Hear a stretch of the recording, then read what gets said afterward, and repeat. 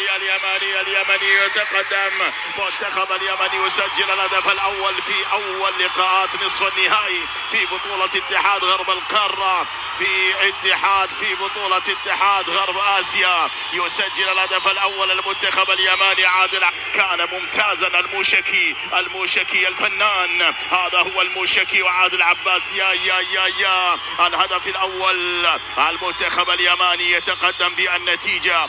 المنتخب اليماني عادل عباس، حضر عادل عباس والموشكي. هذا الثنائي الذي كنت أقول في لقاء لبنان لماذا لا يلعب سويا الموشكي وأيضا عادل عباس في هذه البطولة.